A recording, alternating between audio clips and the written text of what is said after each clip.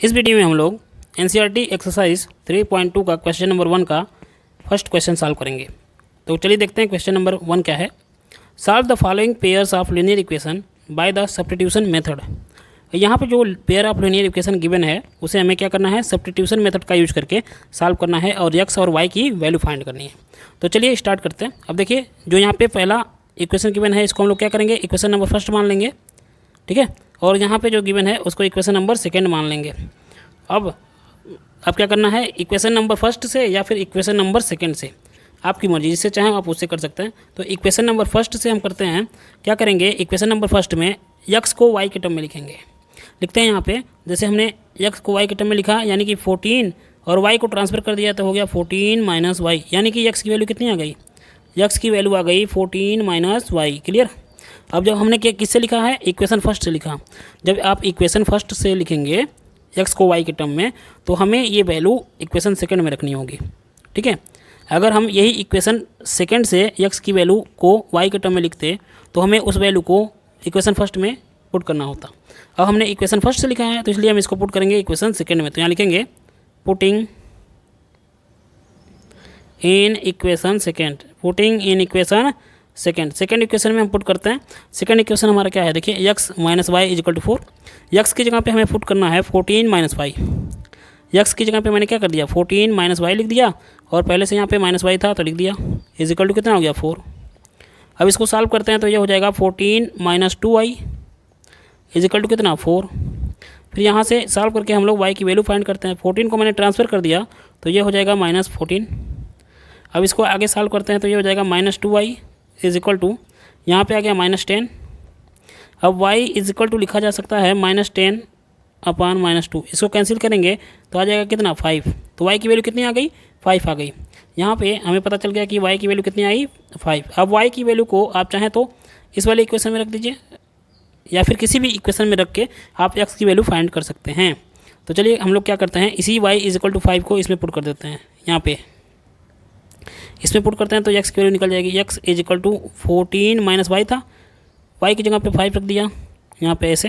तो x की value देखिए कितनी आ गई, ये आ गई x की वैल्यू 9, यानी कि x की वैल्यू हो गई 9 और y की वैल्यू आ गई 5, ठीक है। तो चलिए अब हम लोग इसका सेकंड क्वेश्चन सॉल्व करते हैं, ठीक है। हाँ, अब क्वेश्चन नंबर सेकंड को सॉल्व करने से पहले अगर आपको लग रहा है कि इस वीडियो से आपको 1% का भी फ़ायदा हो रहा है तो प्लीज़ चैनल को सब्सक्राइब कर लीजिए, लाइक करिए और कमेंट करिए, ठीक है। एक वीडियो को बनाने में कम से कम 1-2 घंटे का समय हम लोगों का लगता है और आपको बस लाइक और सब्सक्राइब करने में बस 1 सेकंड का समय लगेगा। तो प्लीज़ सब्सक्राइब कर दीजिए, जिससे हम लोग मोटिवेट होते हैं और अच्छी वीडियो आपके लिए लाते रहेंगे, ठीक है। और जिस टॉपिक पे भी आपको वीडियो चाहिए, MCQ चैप्टर वाइज अगर MCQ चाहिए तो उस पर कमेंट करके बताएं, हम लोग MCQs भी लेके आएंगे, ठीक है। तो चलिए स्टार्ट करते हैं क्वेश्चन नंबर सेकंड। अब यहाँ पे देखिए एक दिया हुआ है s minus T equal to 3। इसको हम लोग क्या करते हैं, इक्वेशन नंबर फर्स्ट मान लेते हैं। इसको हमने इक्वेशन नंबर फर्स्ट मान लिया, क्लियर। अब एक चीज़ और देखिए, यहाँ पे लीनियर इक्वेशन का जो स्टैंडर्ड फॉर्म होता है इनटू वेरिएबल वाला, ये होता है x plus Y is equal to, है ना, ऐसे x ऐसे समझते हैं, ax plus B Y plus C is equal to क्या 0।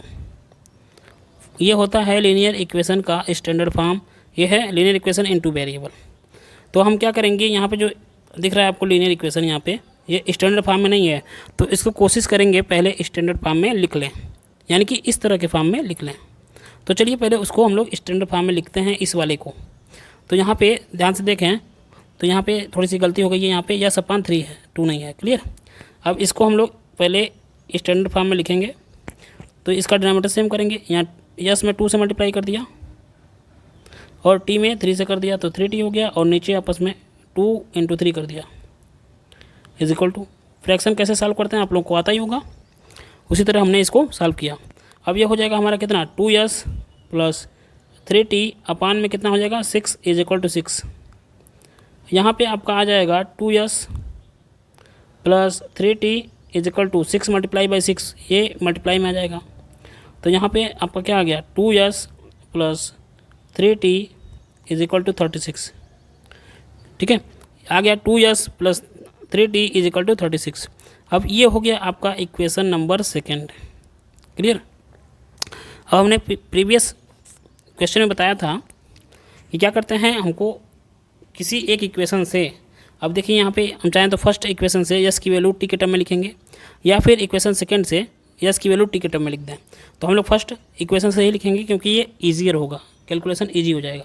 तो लिखते हैं यस को हम लोग टी के टर्म में लिख दिए, तो टी को ट्रांसफ़र कर दिए, माइनस टी था तो ये हो गया प्लस टी, यानी कि यस की वैल्यू कितनी आ गई, यस इज इक्वल टू आ गया आपका 3 + टी।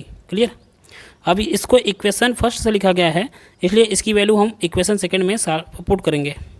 तो यहाँ पे लिखेंगे पुटिंग, यहाँ पे क्या लिखेंगे, पुटिंग इन इक्वेशन सेकंड लिख देते हैं, इन इक्वेशन सेकंड। अब सेकंड इक्वेशन क्या है यहाँ पे देखिए, 2s + 3t is equal to कितना, 36। यहाँ पे यस की जगह पे हमें पुट करना है 3 + टी, पुट कर दिया, और ये था 3t इज इक्वल टू 36।